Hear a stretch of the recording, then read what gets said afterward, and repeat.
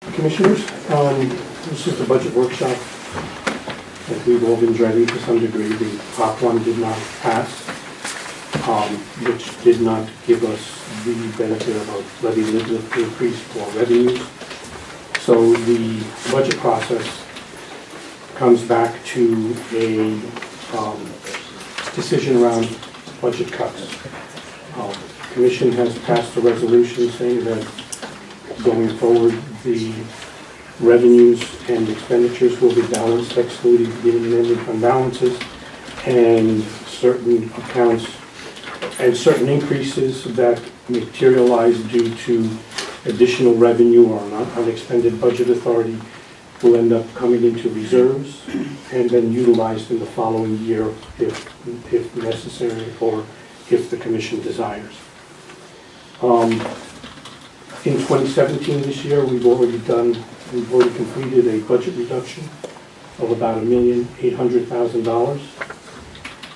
And in our conversations towards a prelim budget, we identified an additional $3.2 million additional cut, given the revenue projections that were made back in July.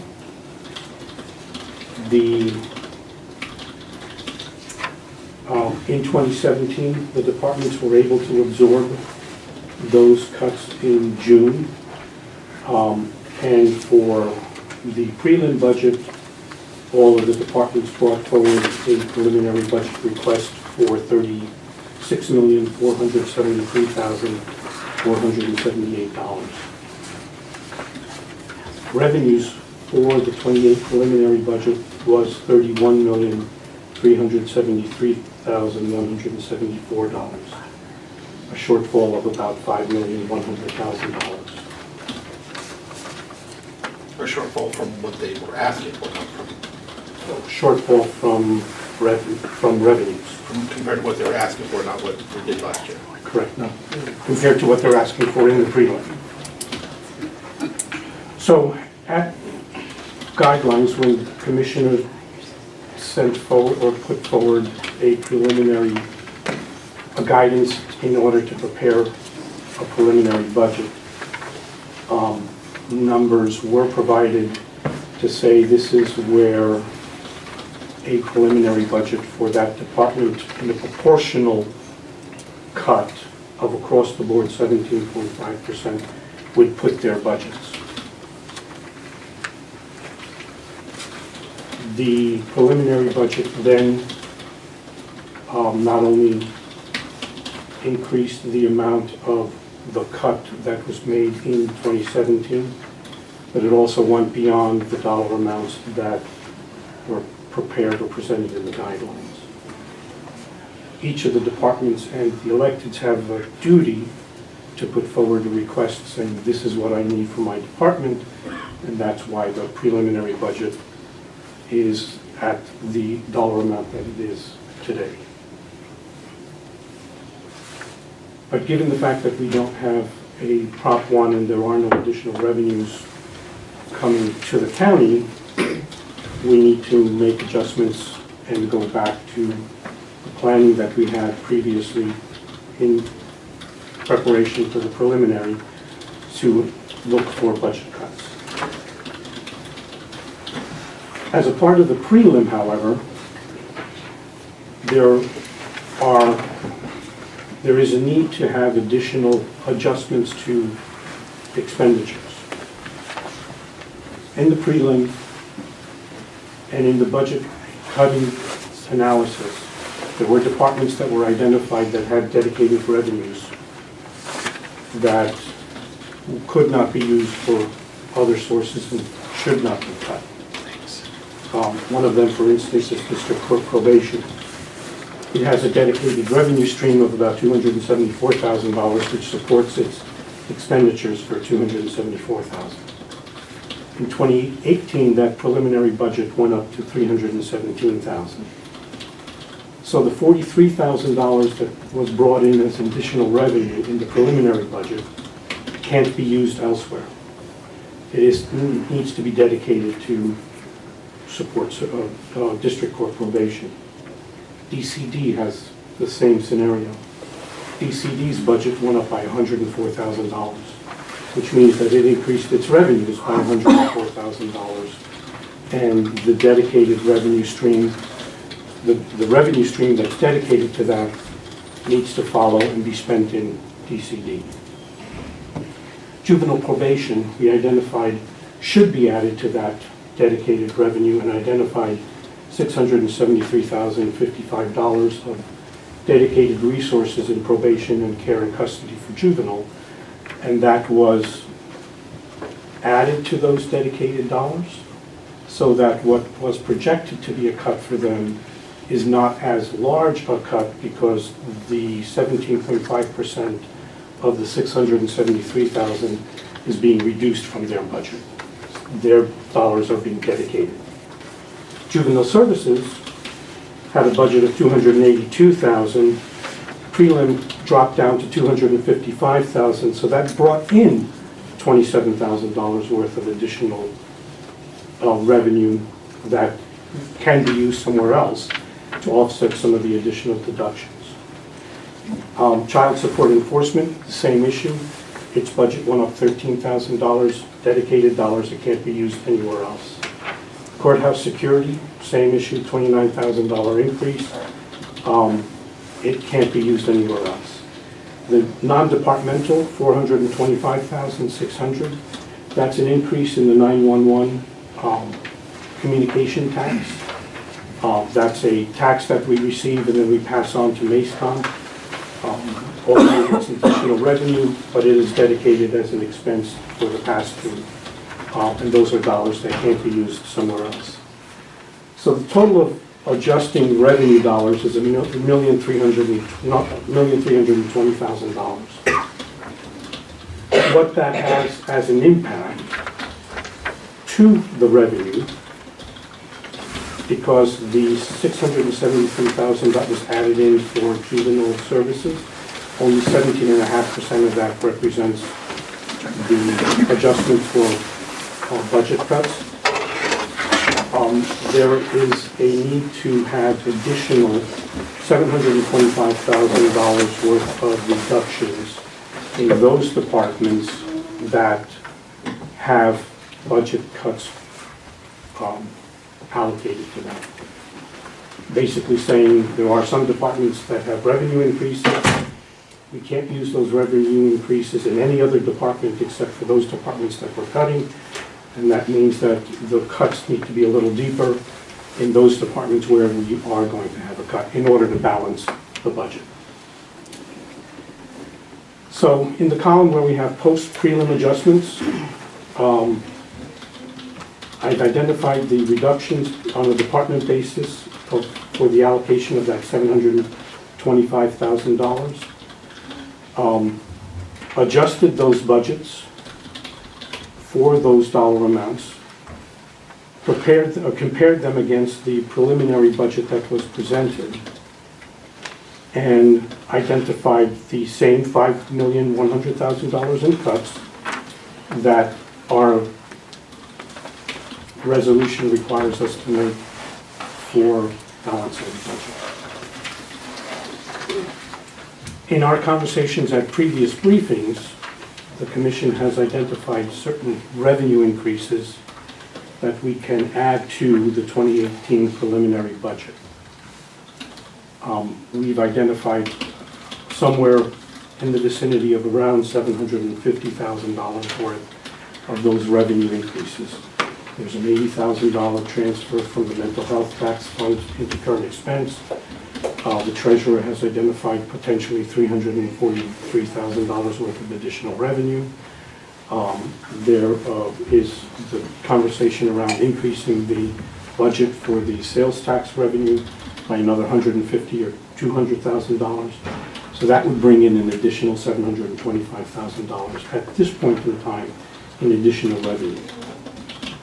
If the Commission wants to dedicate those revenue sources to this $725,000 incremental increase in the deductions, then we can go back to the departments and the electeds and ask that they present a budget based on the guidelines that were presented back in June, July, which is a number that that we've presented in the past. So the question that I would propose is that we need to ask the departments to resubmit a new budget. If the commission is willing to dedicate the revenue streams that we have and apply that to these additional cuts, then we can go back and ask that the departments and the elected submit a revised budget based on the budget guideline dollars. Have that presented back next Wednesday. Over the Thanksgiving Day holiday, we can roll those numbers, and then the following Monday present a detailed budget to the commission of what the departments have submitted. And then I would suggest that we prepare for a next second set of workshops with each of the departments to discuss in detail each of their budgets that they submitted with the reductions in them, to fine-tune what may be additional revenue streams that the commission may be able to come forward with as we get deeper into conversations around increasing traffic policing, dedicating levy shift, increasing the road dollars, or utilizing the road dollars, banked capacity, or any number of potential other revenue streams that are potential and are unknown at this time as to their magnitude. But once you have a baseline that you're working from, which is the projected budget, reduced budget, then the commission can prioritize how to utilize those additional dollars to support any adjustments to the budget at that point in time. Okay, Frank, just a couple of points of maybe clarification. On the sales tax, that's not just inflating a number to inflate it, that's based on analysis. We've been looking at somewhere between $400,000 to $500,000 a year of additional sales tax above what we've been budgeting on year after year after year. I'm not suggesting that we budget right up to what our expectation is, but I think budgeting a little closer to what our potential is prudent. Under budgeting $300,000 to $500,000 doesn't actually recognize the potential of what that sales tax revenue stream does. And we've been seeing anywhere from 15 to 10% annual increases in that budget, and we haven't increased our revenue in this projection by that same percentage. Any other questions? This at this point doesn't take into consideration any DNR dollars or any timber tax dollars or any unexpended budget authority. Those are reserved at this point to simply use as reserved should they materialize. Okay. Any questions for Frank from the commission? I do, just a couple. Just want to re-verify that, as Sammy said. So we all knew that the numbers that were put out originally were questionable at best because we knew there was going to be other areas where there'd be shortfalls. It comes out to the real numbers that they're supposed to cut to make the equal money in, money out. Balanced. Is under adjusted 2018 year-end budget based on resolution. Correct. Okay, but it is believed that we have the revenues, without even getting into the other revenues that we talked about the other day, that you believe that we have enough to cover that so that we can go back to what they've been historically looking at for the last 6 months and the budgets we've already been working on. That's back to those exact numbers. And again, those are proportional. No, Yeah, so those are, yes. If they've been working on a budget of 689,000 instead of working on a budget of 500,000 because of the cuts, we're back to the original amount for them if we agree to do this. Correct. if you agree to dedicate those dollars to offset the $725,000 additional reduction requirement. And we're still gonna come back to talk about possibly other revenues, seeing what we can do to maybe, if the commission agrees to save another job here, another job, if we decide to change those other numbers, we'll do that at a later point. Correct. We are looking at additional revenue, alternative additional revenue sources, undefined at this time and as to magnitude. But as we get closer into conversations around finalizing the budget, we'll know exactly what those numbers are, and the commission can make determinations as to how to utilize those. I'm in favor of moving that forward that way, and bringing it back to the original numbers to start with. Because they more Okay, Commissioner? Yeah, those are the other tough conversations about, are there additional revenues to expect and where those sources come from, so, I wouldn't plan on it, because those are hard conversations. What is the capacity for a levyship? How does it impact the city? If there's going to be a conversation in that regard. Those have not even started. What happens with an increase in the traffic diversion? How does that impact roads? What are the other impacts? What is the capacity for utilizing the bank capacity in roads? That hasn't been analyzed yet. So all of those are possible revenue streams, but at this time, I'm not comfortable saying there's anything that can be dedicated in that regard. So at this point, I believe that using these numbers are the most accurate set of numbers to use at this point in time, given the revenues that we have. questions. Okay. All right, very good. Thank you. So then what I will do is I will send an email out to all of the departments identifying the dollar amounts.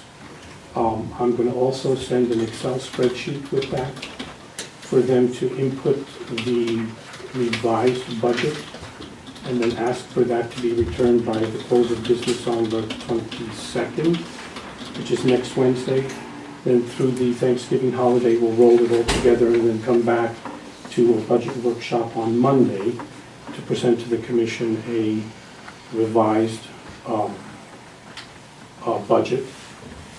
And then ask that each of the departments schedule a follow-up budget workshop that Monday, that Wednesday, and the following Monday to have conversations around details of their budgets. So just clarification, you're gonna give them back the numbers that they've had for the last, Correct. okay. And we're gonna open it up to, we're gonna allow the department heads that wanna get a hold of us right away to meet with us. Correct. And just what people may or may not be asking themselves right now is, we need to know how many FTEs go away. What projects go away. We have some detail in our budget workshops with you folks, and a lot of non-detail. A department at least asks, I need a number. You got a number. You got a number. What does that mean? How many people will have to be laid off?